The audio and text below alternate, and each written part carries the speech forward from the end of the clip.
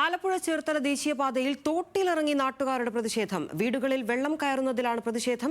ദേശീയപാതയിലെ മേൽപ്പാലത്തിന്റെ അടിഭാഗത്താണ് പ്രതിഷേധം. നിരവധി വീടുകളിൽ ആണ് വെള്ളം കയറിയത്. വിശദാംശങ്ങളുമായി അമൽ സുരേന്ദ്രനുണ്ട്. അമൽ, വെള്ളം കയറുന്നതിൽ പ്രതിഷേധിക്കുകയാണിപ്പോൾ ആളുകൾ. ആലപ്പുഴ ചേർത്തല ദേശീയപാതയിലാണ് ഈ നാട്ടുകാരുടെ തോട്ടിലിറങ്ങിയുള്ള പ്രതിഷേധം നടക്കുന്നത്. എന്താണ് സംഭവം? എന്തൊക്കെയാണ് മറ്റു വിവരങ്ങൾ?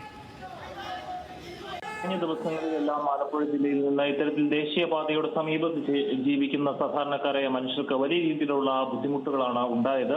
പ്രത്യേകിച്ചും ദേശീയപാതയുടെ പണി പുരോഗമിച്ചുകൊണ്ടിരിക്കുകയാണ്. അതിനിടയിൽ വേണ്ടത്ര ശാസ്ത്രീയമായിട്ടുള്ള മുന്നൊരുക്കങ്ങൾ ഇല്ലാതെ, മഴക്കാലത്തെ മുന്നിൽ കാണാതെയുള്ള പണിയെ തുടർന്ന് ഈ വെള്ളം റോട്ടിൽ സൈഡിലൂടെ പോകേണ്ട ഓടയിലൂടെ പോകാതിരിക്കുകയും സമീപ പ്രദേശങ്ങളിൽ ജീവിക്കുന്ന മനുഷ്യരുടെ വീടുകൾക്ക് ഉള്ളിലേക്ക് പോലും വെള്ളം എത്തുന്ന ഒരു സ്ഥിതി ഉണ്ടായിരുന്നു. അങ്ങനെ കുറച്ച് ദിവസങ്ങളായി തന്നെ വെള്ളക്കെട്ടിലായിരുന്നു. കഴിഞ്ഞ ദിവസങ്ങളിലാണ് കൊമ്മാടി ഭാഗത്ത് ഇത്തരത്തിൽ പ്രശ്നമുണ്ടായത്. അന്ന് കളക്ടറും MLA അടക്കം സ്ഥലം എത്തിയതിനു ശേഷമാണ് ബൈപ്പാസ് ഉപരോധിക്കുന്നതിൽ നിന്ന് നാട്ടുകാർ പിന്നോട്ട് പോയത്. ഏതായാലും ഇപ്പോൾ ചേർത്തല ആലപ്പുഴ ദേശീയപാതയ്ക്ക് സമീപത്തുള്ള ഹൈവേക്ക് സമീപത്തുള്ള ഒരു വലിയ ഓവർ ബ്രിഡ്ജ് ഉണ്ട്. ആ ഓവർ ബ്രിഡ്ജിന് സമീപത്തായിട്ടുള്ള വെള്ളക്കെട്ടിലേക്ക് ഇറങ്ങിക്കൊണ്ട് ആ വെള്ളത്തിൽ കഴുത്തറ്റം വരെ വെള്ളത്തിൽ മുങ്ങി നിന്നുകൊണ്ടാണ് സാധാരണക്കാരായ മനുഷ്യർ ഇപ്പോൾ ഈ സിസ്റ്റത്തോടൊന്നാകെ ആവശ്യപ്പെടുന്നത് തങ്ങളുടെ പ്രശ്നത്തിൽ ഒരു പരിഹാരം ഉണ്ടാക്കി തരണമെന്ന്.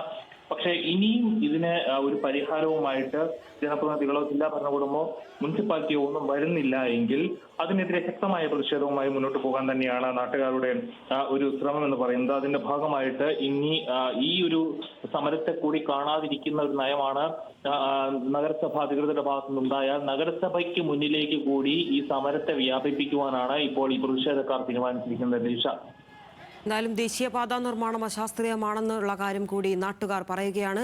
അതിനാലാണ് പ്രതിഷേധം ശക്തമാക്കിയിരിക്കുന്നത്. വിവരങ്ങളാണ് അമൽ സുരേന്ദ്രൻ നൽകിയത്.